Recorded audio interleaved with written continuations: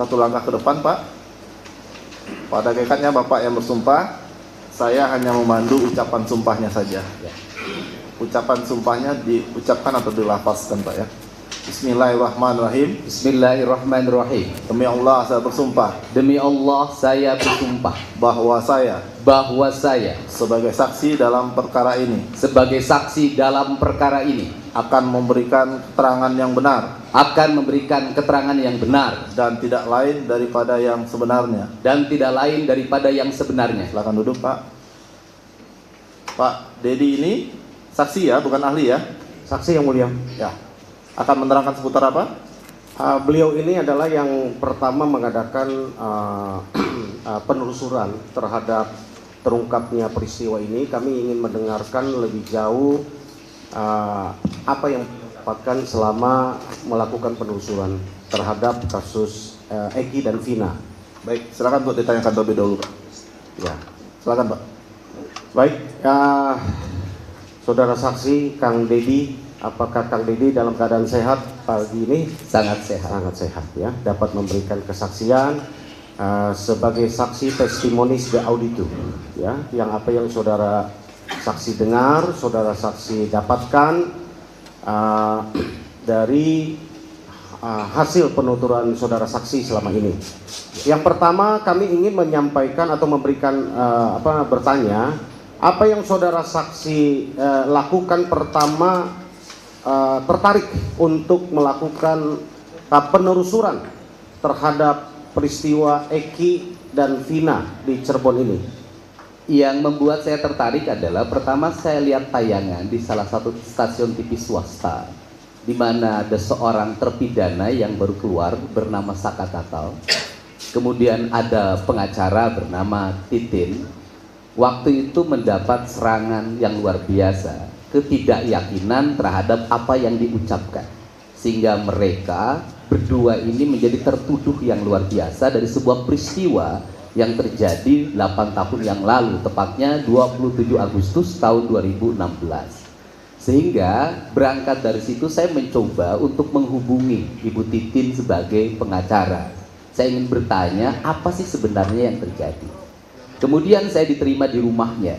Setelah diterima di rumahnya, saya minta bicara dengan Saka Tatal, dan secara kebetulan di kamarnya ada 4 orang. Ada Saka Tatal, ada orang tuanya Sudirman, orang tua laki-laki dan perempuan, dan ada kakaknya Saka Tatal. Kemudian mereka bercerita dan bersumpah di depan saya, tidak pernah tahu peristiwa pembunuhan itu, tidak pernah tahu peristiwa, mohon maaf, yang asusila itu. Kemudian juga dia bercerita bahwa pada peristiwa itu dia tidak ada di lokasi sebagaimana yang dituduhkan. Baik Saka Tatal, kakaknya maupun ayah dan ibunya Sudirman. Oke, sesudah saudara saksi mendengarkan keterangan itu, lantas apa yang saudara saksi lakukan untuk selanjutnya? Saya mencoba untuk mengungkap peristiwa itu berdasarkan hati dan pikiran yang saya miliki tanpa panduan dari siapapun. Dan setelah itu terjadilah penangkapan terhadap Peggy Setiawan. Ketika terjadi penangkapan pada Peggy Setiawan, saya mencoba menemui ibunya. Dan ibunya menangis, memeluk saya, bercerita bahwa pada saat terjadinya peristiwa itu Peggy Setiawan tidak ada di Cirebon, tapi ada di Bandung. Kemudian setelah itu saya mencoba, karena waktu itu yang menjadi saksi kunci adalah saudara AF, saya mencoba menemuinya di Bekasi. Dan kemudian AF meyakinkan pada saya bahwa dia melihat peristiwa pelemparan pengajaran yang terjadi di depan SMP 11. Berangkat dari itu saya mencoba mendatangi SMP 11. Kemudian di depan SMP 11 saya mencoba melihat di mana gang yang dimaksud dan di mana warung yang dimaksud. Karena saudara AF bercerita bahwa pada malam itu dia membeli rokok di warung. Kemudian saya mencoba menemui pemilik warung, seorang perempuan, di depan steam tempat AF bekerja, dan perempuan itu menyatakan bahwa kami tutup jam 4 sore dan kami tidak menjual rokok. Malam hari kami pulang. Setelah itu saya berjalan, tiba-tiba ada saudara Peri menemui saya dan dia menyatakan tidak benar peristiwa itu. Kemudian saya mencoba berjalan menemui warung yang ada di situ. Ternyata warung yang ada di situ satu-satunya yang menjual rokok sampai malam hari adalah warung Madura, warung yang menjual rokok.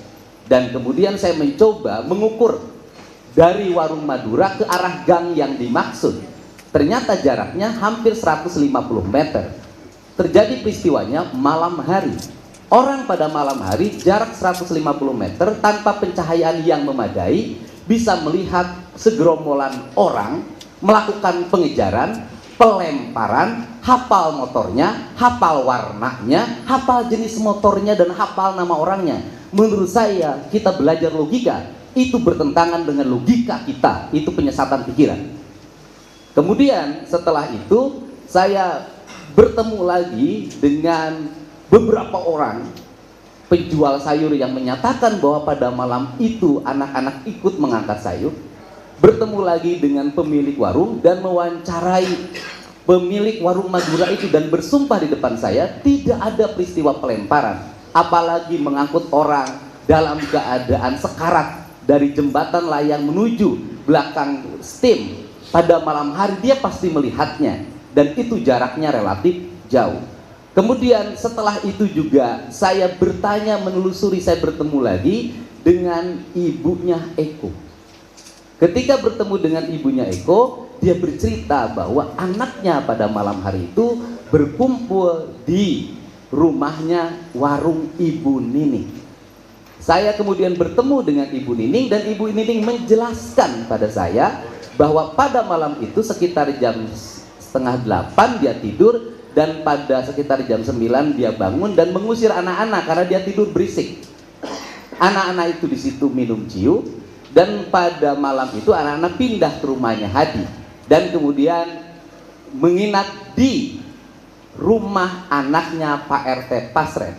Di rumah anaknya Pak RT Pasren banyak saksi tetangganya yang hampir ada 3 orang yang saya wawancara menyatakan bahwa pada malam minggu itu anak-anak nginep di situ, dia melihatnya sampai pagi. Banyak sekali saksi yang saya tanya itu bertentangan dengan apa yang disampaikan oleh gitu kan, jaksa dalam dakwaan maupun putusan yang bertentangan dengan prinsip-prinsip keadilan dan realitasnya. Karena apa? Kalau kita melihat alur ada putusan yang menyatakan bahwa anak-anak berkumpul di rumah Bu Nining kemudian didatangi oleh seorang yang bernama Andi dan mengajak melakukan pelemparan karena dia dalam ancaman, dan di situ melakukan pelemparan di rumahnya Ibu Nining. Padahal rumahnya Ibu Nining ke jalan tuh gangnya jaraknya jauh banget. Tidak mungkin ada motor yang lewat ke situ. Nah, dari fakta-fakta itu saya menyimpulkan bahwa peristiwa ini tidak pernah terjadi. Oke, jadi saudara saksi sesudah mendalami lebih dalam saksi-saksi yang saudara temui untuk diwawancara dan meyakini bahwa peristiwa yang dituduhkan, didakwakan menjadi putusan yang sudah inkrah, ada kejanggalan, begitu saudara saksi? Menurut saya sangat janggal, apalagi setelah beberapa saksi yang menyatakan bahwa mereka menyatakan tidak melihat pelemparan, tidak melihat pengejaran. Banyak saksi yang menyatakan anak-anak itu ada nginep di rumahnya anaknya Pak RT Pasren, berkumpul di rumahnya Ibu Nining, kemudian berkumpul di rumahnya Hadi, kemudian juga saudara Aldi pada malam itu juga, dan saudara Saka Tatal malah pada malam itu mengantar motor yang mogok ke bengkel. Kemudian dia tidak ada di lokasi. Ditambah lagi beberapa waktu yang lalu saya banyak kedatangan orang, diantaranya saya bertemu dengan Mas Adi, saya bertemu dengan Ismail, saya bertemu dengan Purnomo, kemudian yang terakhir saya bertemu dengan Nazarudin kalau nggak salah. Nah, mereka menyatakan melihat langsung bahwa yang terjadi peristiwanya adalah pada malam minggu dalam keadaan gerimis, Eki dan Pina mengendarai motor dalam keadaan kencang. Kemudian motornya zigzag sambil ketawa-ketawa dan seperti dalam keadaan mabuk terpeleset, kemudian menabrak bibir trotoar dan kepalanya membentur tiang PJU, dan dia menyatakan bahwa itu peristiwa murni kecelakaan tunggal yang disebabkan karena pelaku, orang yang mengalami kecelakaannya dimungkinkan dalam keadaan mabuk dan masih di bawah umur. Baik, saudara saksi, saya ingin bertanya lagi bahwa sesudah saudara saksi mendapatkan kejanggalan, ada kejanggalan di dalam putusan atau vonis yang menimpa mereka, para terpidana, melihat bertemu dengan para saksi yang saudara saksi temui, lalu kenapa, apalagi yang saudara lakukan untuk memberikan bantuan atau mengungkap peristiwa ini lebih terang? Benar? Peristiwa ini bukan hanya peristiwa hukum, tetapi peristiwa sosial dan peristiwa kemanusiaan. Dan peristiwa kemanusiaan ini, maka saya sebagai seseorang yang tinggal di Jawa Barat harus memberikan bantuan bagi siapapun yang mengalami problem sosial. Dan bantuan saya bukan hanya pada kasus ini, banyak kasus yang saya bantu. Nah, kemudian karena ini problem sosial, saya melihat ada aspek psikologi yang dialami oleh masyarakat di sekitar lokasi, yaitu ketidakmauan mereka dan ketidakmampuan mereka secara fisik maupun secara ruhania untuk bicara pada 8 tahun yang lalu. Aspek tekanan psikologi yang menimpa orang-orang miskin, yang menimpa orang-orang yang berpendidikan rendah, kemudian mereka harus menghadapi sebuah peristiwa hukum yang luar biasa, mengakibatkan mereka menyerah dan bungkam selama 8 tahun. Kemudian saya mencoba untuk mengadvokasi dan meyakinkan pada semua orang bahwa ungkapkan kebenaran itu, sampaikan apa adanya. Agar apa? Agar peristiwa serupa tidak menimpa saudara kamu dan siapapun di negeri ini. Inilah yang mendorong saya memiliki semangat untuk menyelesaikan dan meminta masalah ini tuntas. Karena apa? Karena menurut saya masalah ini bukan hanya pertentangan antara terpidana dengan putusan pengadilan, tetapi juga pertentangan antara Polda yang hari ini menyatakan 2 DPO ini tidak ada, yang satu sudah dibatalkan di pra-peradilan, padahal ketiga orang ini memiliki fungsi dan peran strategi sebagai otak pelaku, sebagai orang yang melakukan pemukulan, bahkan orang yang pertama melakukan tindakan asusila. Artinya bahwa putusan yang ada dalam putusan yang ditetapkan oleh Mahkamah Agung melalui putusan kasasi sesungguhnya bertentangan dengan apa yang menjadi fakta hukum hari ini. Artinya pertentangannya bukan di pengacara dengan JPU dalam pandangan saya. Pertentangan hari ini juga di penyidik dengan JPU. Baik, saudara saksi, sesudah saudara saksi mendalami apa yang saudara dapatkan bertemu dengan sumber atau saksi yang saudara temui di beberapa orang gitu ya. Nah, saya ingin dapatkan seberapa yakin saudara saksi bahwa peristiwa yang mereka ceritakan, para saksi yang saudara saksi temui mengandung kebenaran. Dari mana saudara itu yakin bahwa mereka lebih benar, dapat dipercaya dibanding uraian pada peristiwa yang termuat di dalam putusan pengadilan terhadap logika mereka? sosialnya sederhana dan logika psikologisnya sederhana. Apa dasar orang-orang kecil dari Kudus? Apa dasar orang-orang miskin dari Bekasi bertemu dengan saya? Apa dasar saudara Dede ingin dipenjara karena merasa berbohong pada tahun 2016? Dasarnya cuma satu, mereka punya hati. Dan bagi saya kebenaran yang tertinggi bukan kebenaran akal. Kebenaran yang tertinggi adalah kebenaran hati. Akal bisa diakal-akali, tapi hati nggak bisa dibohongi. Baik, saudara saksi, kami ingin menanggapi pertanyaan kepada saudara saksi. Ada yang mengatakan para saksi itu berbicara kepada saudara saksi oleh karena saudara saksi menjanjikan sesuatu, berikan sesuatu. Apa benar itu? Saya tidak pernah menjanjikan sesuatu. Saya hanya memberikan perlindungan pada mereka. Mereka adalah orang-orang yang terancam. Saksi tidak mengalami ketenangan dalam hidupnya. Dan tugas saya sebagai manusia adalah menyampaikan pesan-pesan Allah pada mereka, untuk menjaga mereka agar berkata benar. Dan negeri ini memerlukan orang-orang yang berkata dengan hati, bukan hanya berkata dengan logika. Yang saya lakukan adalah panggilan hati nurani, tanpa ada paksaan dan tujuan apapun. Dan saya berani mempertaruhkan apapun dalam hidup saya untuk melindungi mereka dan membebaskan 7 terpidana yang saya yakini tidak salah. Dan negeri ini tidak boleh membiarkan ada orang yang mengalami kecelakaan. Kemudian mohon maaf, orang itu juga tamat SMP. Padahal bapaknya seorang anggota. Dan tiap malam, menurut keterangan temannya, itu nongkrong, minum minuman keras. Apakah negara akan membela yang tukang minum dan mempenjarakan orang-orang miskin? Baik, saudara saksi, itu kami perlu confirm, apakah saudara saksi yakin dengan apa yang saudara saksi sudah wawancara, sudah temui, ya. Seperti saudara saksi sudah uraikan tadi, dengan niat yang baik, ya. Walaupun ada yang menghembuskan terkait bahwa saudara mengambil keuntungan, saudara mengambil momen terkait dengan pencalonan saudara menjadi gubernur, ya. Mungkin saudara saksi bisa jelaskan. Yang pertama, bahwa saya meyakini betul kebenaran orang-orang kecil. Saya meyakini betul orang kecil, orang bodoh yang tidak tamat SD berkata dengan hati. Kemudian yang kedua, persoalan pengambilan momen politik bagi saya nggak ada kaitannya. Sebelum kasus ini saya sudah memiliki elektability yang cukup kalau ngomong politik. Sebelum kasus ini medsos saya sudah memiliki pengikut yang banyak. Dan kalau bicara politik, pertanyaan terbalik, apakah saya sebagai seorang politisi tidak mengambil resiko dari itu? Saya juga mengambil resiko. Dan saya juga beresiko. Tetapi, orang harus mengambil resiko untuk satu, sebuah kebenaran.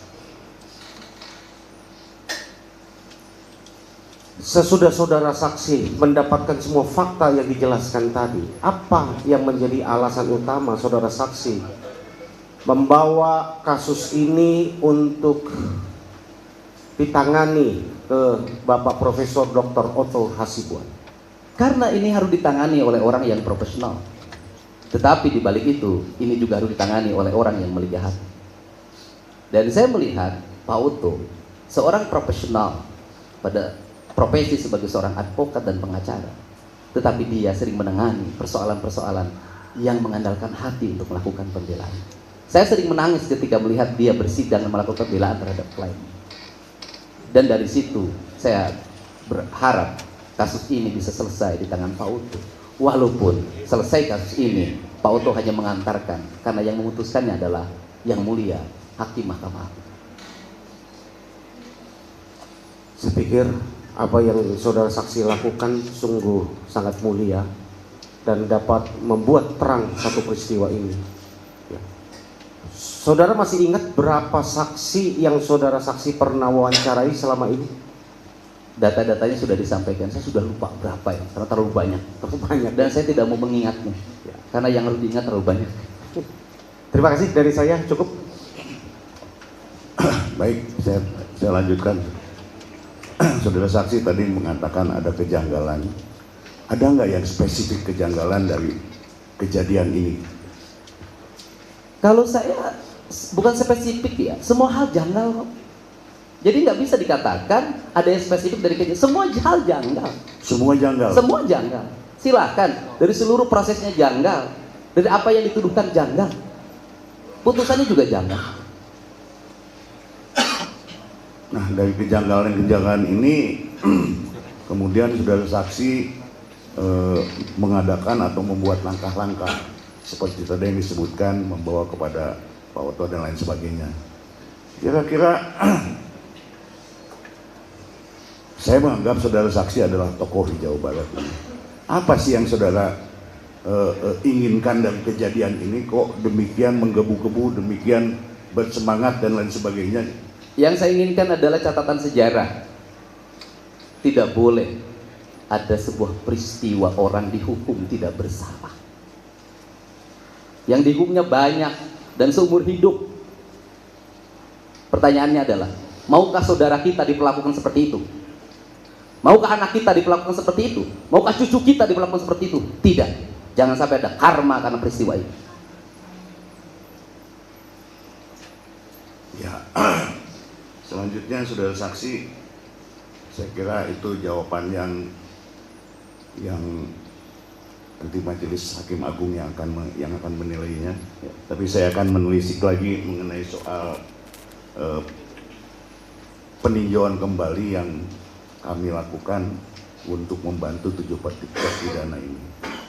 Selain tujuan tadi, kira-kira ada hal lain nggak yang ingin saudara saksi sampaikan paling tidak kepada masyarakat atau pada warga sekitar?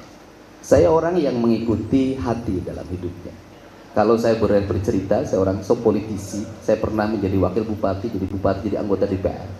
Saya orang yang tidak pernah punya catatan, orang yang tidak pernah menulis, orang yang tidak pernah bawa laptop.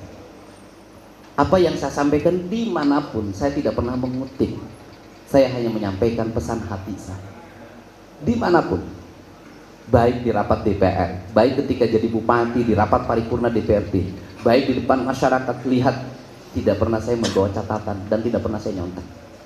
Hidup saya selalu mengikuti apa kata hati saya, dan saya yakin kata hati itu ada yang menuntunnya, dan saya memang dituntun untuk bertemu dengan 7 terpidana. Dituntunnya ceritanya panjang. Saya harus mengalami perpisahan hidup dengan anak saya.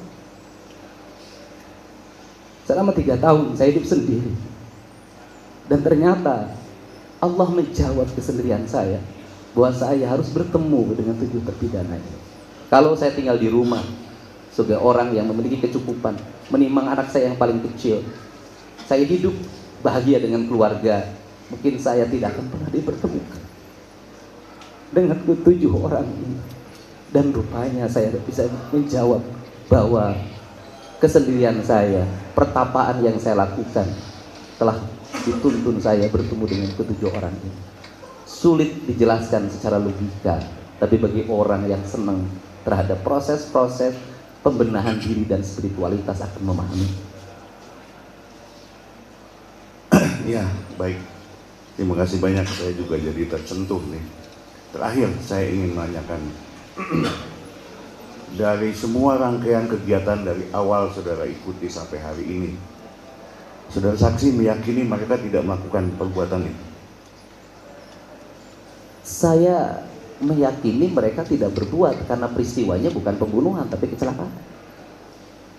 Artinya saudara saksi meyakini mereka bukan pembunuh? Mereka bukan pembunuh, bukan 1000%, 1.000.000% saya yakin hari ini. Baik, terima kasih. Saudara saksi, saya tersentuh ya apa yang dikatakan saudara saksi tadi, bahwa hukum karma akan berlaku. Kalau kita orang beragama, kita percaya bahwa hukum Allah di atas segala hukum. Siapapun yang hadir dalam ruang sidang ini, kalau masih tegar tengkuk, masih mengeraskan hatinya melihat peristiwa ini dan tetap meyakini bahwa peristiwa ini pembunuhan, biarlah nanti Allah yang akan berperkara dengan mereka. Cepat atau lambat Allah akan berperkara dengan mereka, siapapun. Satu hal yang perlu saya sampaikan, saya pertanyakan, saksi melihat kasus ini sebagai kasus problem sosial.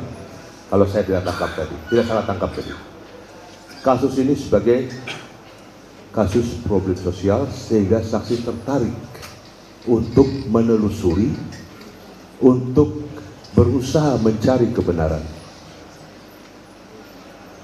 Saya sangat tertarik ini, itu pertama. Yang kedua,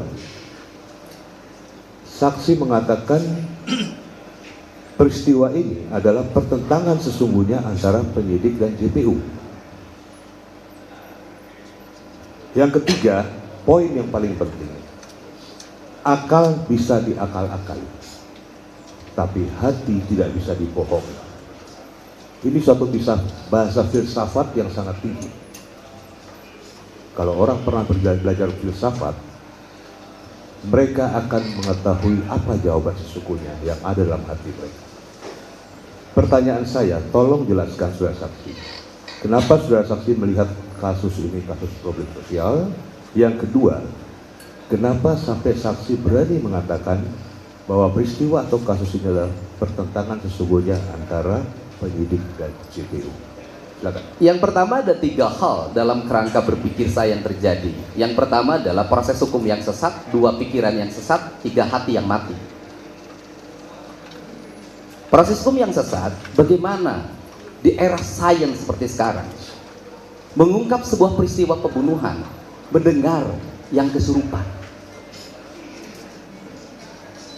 Logika hukum mana yang dipakai? KUH pidana mana yang dipakai?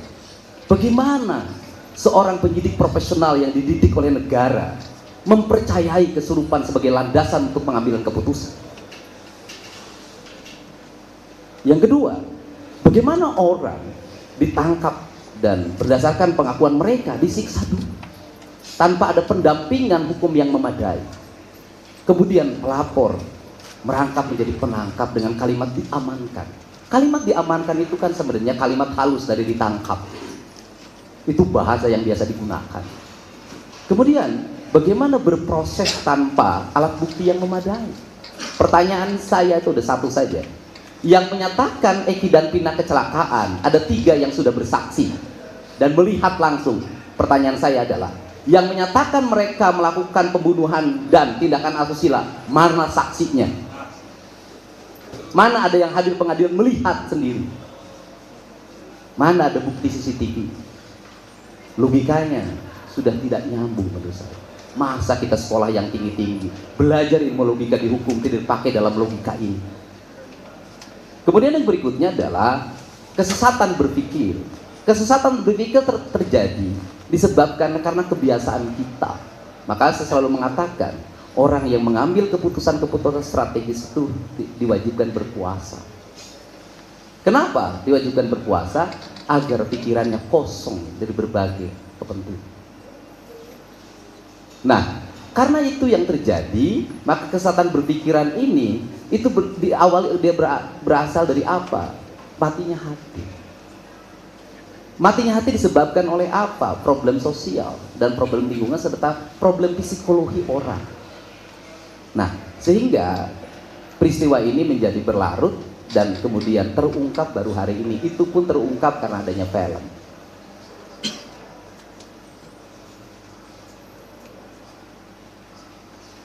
Dan menjadi ramai lagi karena Peggy ditangkap.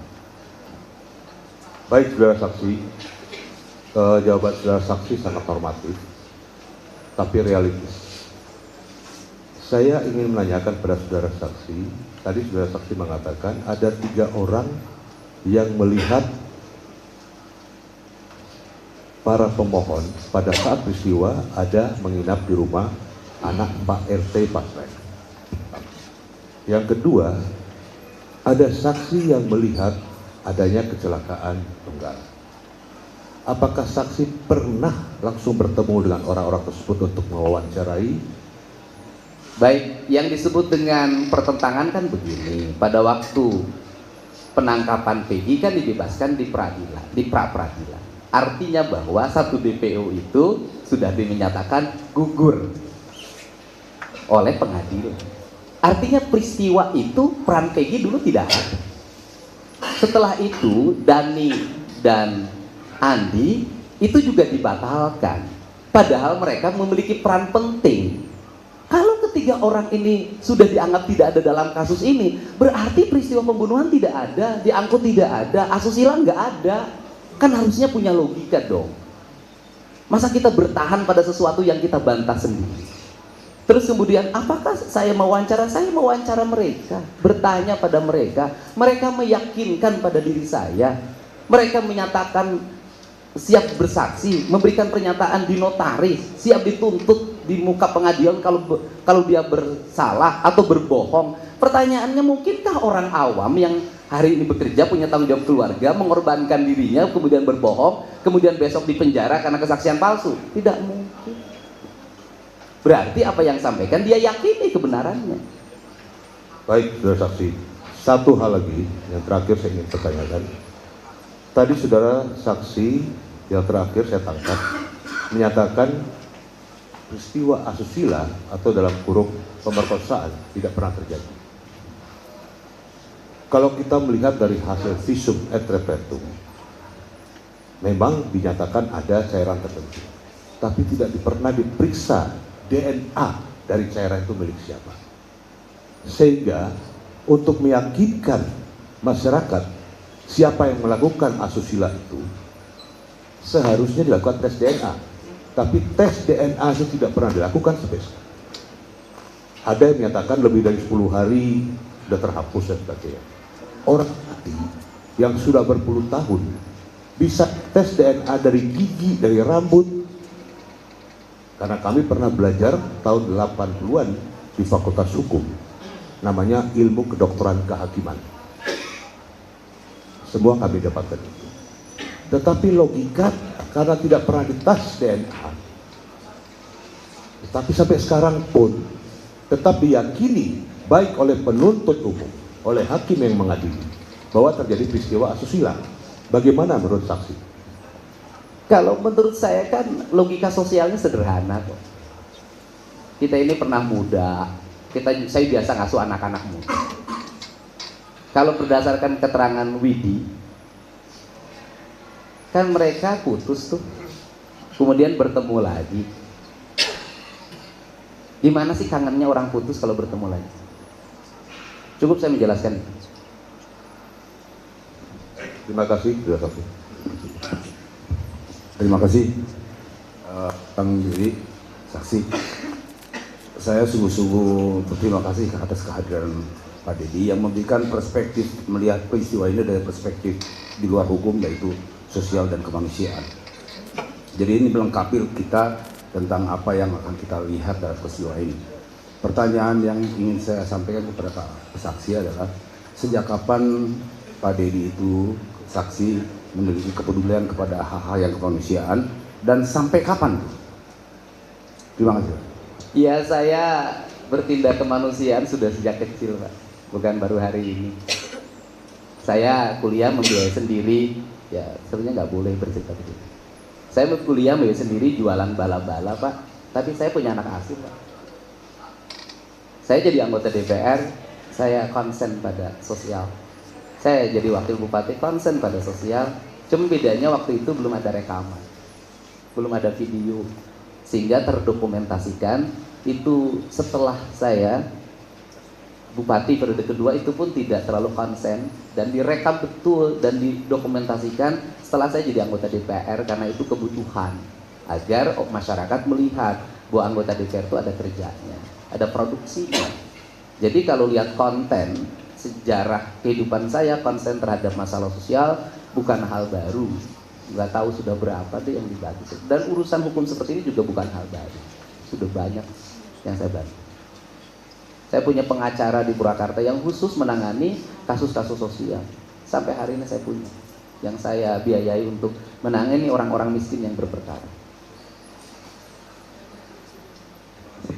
Baik, terima kasih sudah saksi. Tadi sudah saksi sudah sampaikan. Sekali lagi, saya mengetuk pintu hati kita semua yang hadir dalam ruangan ini. Janganlah tegar tengkuk, janganlah mengeraskan hatimu, karena nanti Allah Subhanahu wa Ta'ala yang akan berperkara dengan kalian. Baik pribadi, keluarga kalian, istri, anak, suami akan mendapatkan. Terima kasih. Cukup ya? Baik, saya kira cukup.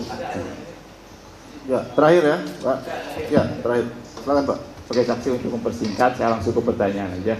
Tadi saksi menyatakan ada peristiwa kesurupan, mungkin bisa dijelaskan siapa yang kesurupan, karena saya lihat di podcast saksi juga bertemu dengan 2 orang yang menceritakan tentang peristiwa tersebut dan apa kaitannya dengan perkara ini. Iya, ya kesurupan tuh Linda, dan saya tuh orang yang sampai hari ini nggak percaya tuh kesurupan. Orang kesurupan tuh ada problem psikologi, dan Linda itu ada problem psikologi. Problemnya adalah sejak kecil ditinggalkan oleh bapak. Karena sejak kecil ditinggalkan oleh bapaknya, maka ada rasa sakit dalam jiwanya, karena dianggap bapaknya tidak bertanggung jawab pada dirinya. Dan orang yang seperti itu biasanya sangat cepat untuk berhalusinasi. Oke, langsung aja saksi. Apa yang diceritakan Linda pada waktu itu? Ya, Linda kalau dicerita di podcast saya, ya nggak bisa menceritakan, kata dia. Kan masa orang kesurupan bisa menceritakan lagi apa yang diucapkan? Terus ada yang lain nggak? yang melihat orang si Linda kesurupan? Ya Linda itu kesurupan direkam oleh kakaknya Vina. Oke, Linda kesurupan direkam oleh kakaknya Vina. Kemudian selanjutnya? Ya walaupun dari sisi logika nggak masuk akal. Oke. Kenapa? Karena jarak dari rumah kakaknya Vina ke Linda 20 menit. Masa yang kesurupan nunggu dulu direkam? Oke, rekaman itu kemudian dikemanakan sama kakaknya Diserahin ke Marliana ya namanya? diserahin ke Ibtu Rudiana. Oh, rekaman Linda tersebut diserahkan Diserahin ke ke Ibu Lena. Nah, setelah berdasarkan keterangan mereka, siapa nama kakaknya Vina tuh? Saya nggak tahu namanya. Nggak Saya tahu. tahu kakaknya Vina aja. Oh, kakaknya. Setelah diserahkan ke Rudiana, diapakan itu rekaman itu? Ya mungkin menjadi salah Benar. satu bahan kecurigaan. Sehingga- Artinya setelah Rudiana menerima rekaman, turun melakukan penyelidikan Iya. berdasarkan keterangan mereka. Cukup yang mulia. Cukup ya? Ya, menekankan saja sedikit. Jadi saudara saksi bahwa semua persoalan ini, kegaduhan ini, kejanggalan ini semua, karena menurut saksi didasari oleh Mystic Crime Investigation. Ya, apakah menurut saksi seperti itu? Iya, menurut saya pertama ada landasan mistik yang dijadikan dasar dan itu bertentangan dengan prinsip-prinsip hukum modern. Yang kedua juga ada emosi. Emosi apa? Satu, emosi yang membakar saudara Aep karena pernah digerebek oleh terpidana. Karena temannya bawa perempuan ke tempat kosnya. Itu menimbulkan dendam dan Aep sendiri menyatakan dendam di wawancara saya. Dan kemudian yang kedua, ada juga kemarahan yang dialami oleh Pak Rudiana atas meninggal anaknya. Kan api bertemu api itu bisa membakar. Sehingga kalau orang sudah dibakar oleh rasa emosi, akal sehat hilang, hati nurani mati. Makanya menurut saya tidak boleh seseorang yang punya kuasa menangani sebuah perkara yang melibatkan keluarganya. Karena logika dan hatinya tidak akan bekerja. Yang bekerja adalah emosi.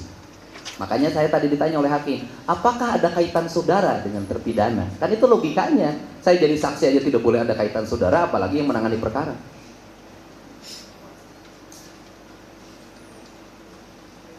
Baik, cukup. Cukup ya. Sekarang giliran dari termohon untuk mengajukan pertanyaan. Silakan, Pak. Ada mic kan?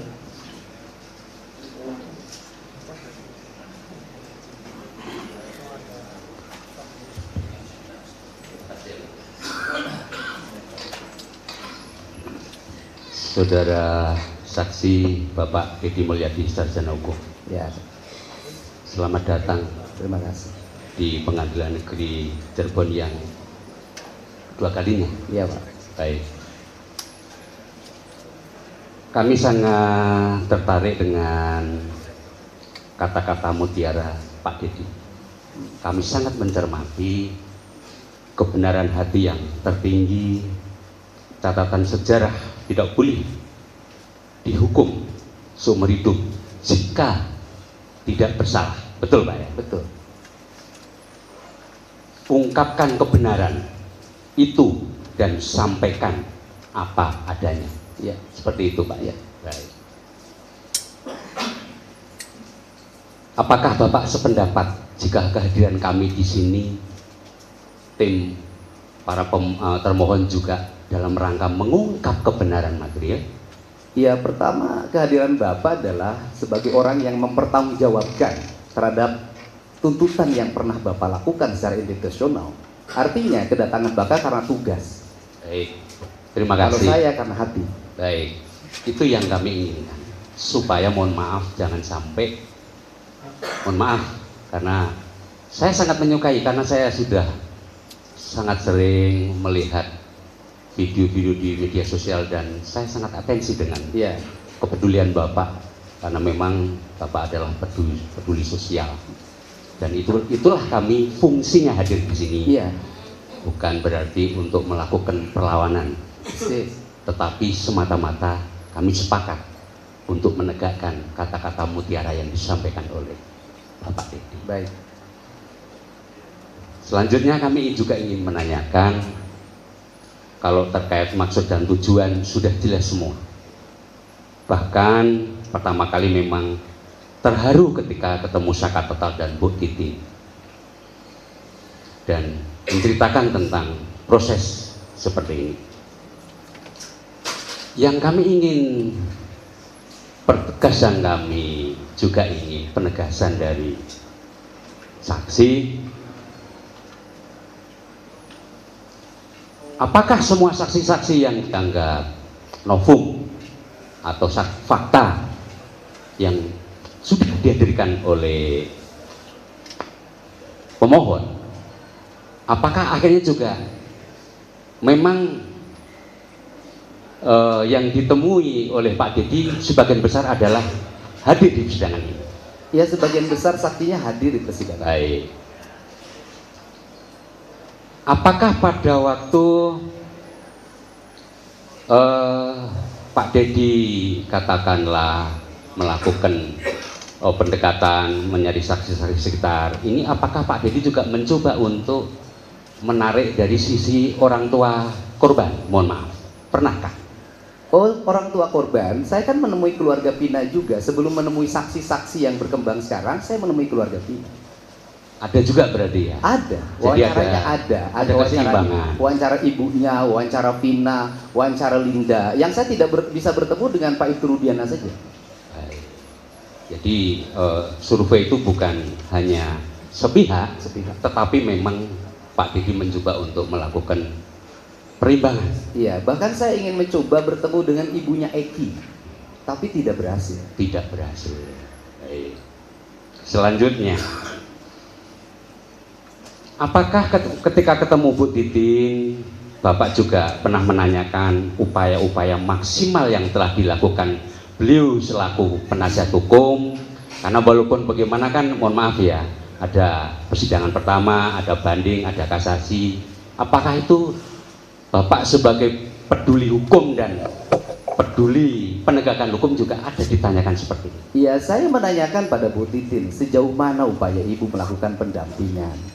Dan dia selalu mengatakan susah waktu itu kita melakukan pembelaan secara sempurna karena peradilannya tertutup meskipun dalam putusannya dinyatakan terbuka. Baik. Karena mohon maaf kalau saya berbeda pandangan, kalau mungkin saya keliru mendengarkan dan melihat. Ketika Pak Dedi aktif survei kepada para saksi fakta baru itu, pertanyaannya itu, mohon maaf ya, teknik pertanyaan itu mengarahkan dulu hari kejadian, tanggal dan ini, bahwa ini ada ini.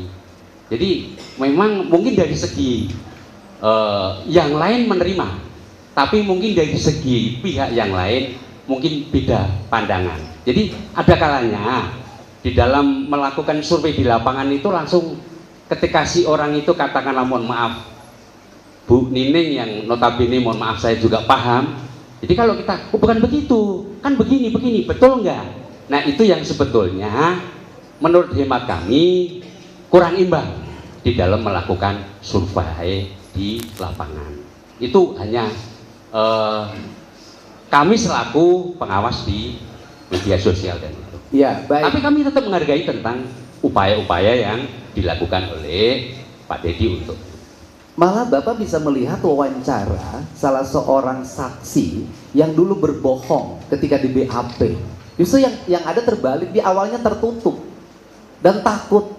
Begitu saya tepuk-tepuk bahunya, kamu ada Allah di hati kamu, dia menangis. Pertanyaannya adalah, apakah tangisan spontan rakyat biasa adalah kebohongan? Yang berikutnya juga kan kita punya logika, Pak. Bapak tinggal cek saja itu ke warung Madura, jaraknya berapa ke gang. Bisa kelihatan menurut Bapak atau enggak malam hari? Kami kebetulan sudah survei dan sudah ngecek, tapi saya bukan tidak sependapat dengan survei Bapak yang lakukan. Kami sudah lama mengikuti bahwa Bapak adalah orang termasuk beliau yang peduli kepada masyarakat kecil, bagi-bagi sembako. Saya pun terharu, alhamdulillah. Cuma memang akhir-akhir ini kurang, tetapi lebih ke masalah yang ini. Tapi nggak apa-apa. Kemudian, iya, nggak usah ketawa. Maksud saya kalau kita ini memang seperti itu, kami termasuk yang sangat senang karena memang keliling. Cuma akhir-akhir ini berkurang untuk yang ke masyarakat kecil. Boleh saya jelaskan? Lebih dominan ke mungkin tidak tersyuting Pak, mohon Enggak, maaf. boleh Mungkin- saya jelaskan? Ya boleh. Ya, karena bagi saya peristiwa kemanusiaan ini lebih mahal dibanding sembako, Pak. Kami sependapat dan kami bukan menolak mengenai hal itu. Tenang Ya. aja, Pak. Baik. Tolong penonton. Intinya kami sekali lagi ingin menegaskan bahwa terhadap putusan yang telah berkekuatan hukum tetap harus dihormati. Tetapi ketika masih ada upaya hukum, mari kita bongkar kebenaran dan keadilan. Bapak setuju seperti itu? Setuju. Oke. Itu yang ingin kami sampaikan Ya. di forum sidang ini, dan jangan sampai mohon maaf masyarakat keliru menilai prinsipnya keadilan, kebenaran material harus ditegakkan, akan tetapi penegakan hukum berlaku untuk semua orang. Bapak sependapat seperti itu. Sependapat. Terima kasih. Barangkali yang lainnya manusia. Izin yang mulia, kalau saya hanya untuk dicatat ya, karena Pertanyaan dulu Pak, ada pertanyaan enggak pada enggak, saksi? enggak. Ini hanya untuk dicatat kembali penegasan sebagaimana tadi pertanyaan dari teman-teman pemohon dan termohon bahwa ini disepakati sifatnya hanya testimoni auditu. Kemudian terkait asumsi saksi sah-sah saja karena itu untuk kepentingannya silakan. Namun sudah terbantahkan dengan fakta hukum ya sesuai dengan perkara akuo, dan itu pembuktiannya sudah berdasar dengan KUHP 184. Itu aja yang kami minta catat. Terima kasih. Cukup. Baik. Ada lagi tambahan? Silakan kalau ada tambahan dari rekan yang lainnya. Cukup. Biar berimbang, kita kasih kesempatan pada tim penasihat hukum pemohon untuk mengajukan pertanyaan. Ada sekitar 6 atau 7 tadi. Saya kasih kesempatan juga pada tim termohon untuk mengajukan pertanyaan dengan jumlah yang sama. Ya, cukup. Jadi jangan ada perbedaan nanti. Ya, kita sidang ini live, bisa disaksikan semua. Kita di sini bersifat tidak, majelis hakim di sini bersifat netral. Masing-masing kita berikan hak yang sama sesuai dengan ketentuan hukum acara yang berlaku. Cukup, Pak Dedi, ada yang mau disampaikan lagi? Ya, kalau pesan saya satu saja. Kan kita ini sering berbeda antara bicara di ruang sidang dengan bicara di luar ruang sidang. Saya yakin yang hadir di sini, ucapan di sini berbeda dengan ketika di luar. Karena ini kan mempertahankan institusi, tetapi kan negara juga harus bersikap arif. Kalau masih ada upaya hukum di luar hanya nunggu putusan PK yang bisa dilakukan oleh Kejaksaan Agung, Kejaksaan Negeri Cirebon, menurut saya lakukan saja. Karena menurut saya hatinya juga sama kok dengan saya. Cuman bedanya kan hari ini tugasnya memang harus seperti itu, dan saya menghormati tugas itu. Baik, cukup ya. Dari para pemohon, bagaimana keterangan saksi ini? Ada tanggapan? Silakan. Oke, nggak ada tanggapan ya, cuma ucapan terima kasih. Boleh Pak, silakan Pak. Salaman boleh Pak. Silakan, satu-satu ya.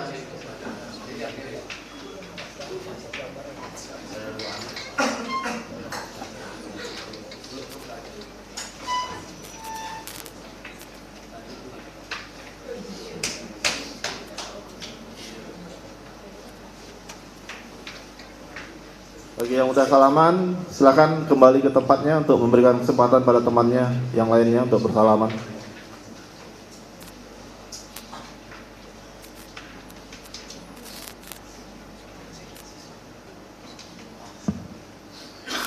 Cukup ya. Saya kembalikan KTP-nya. Nanti ketinggalan di sini bisa. Ya, terima kasih Pak. Terima kasih ya keterangannya. Ya, perkara sudah selesai.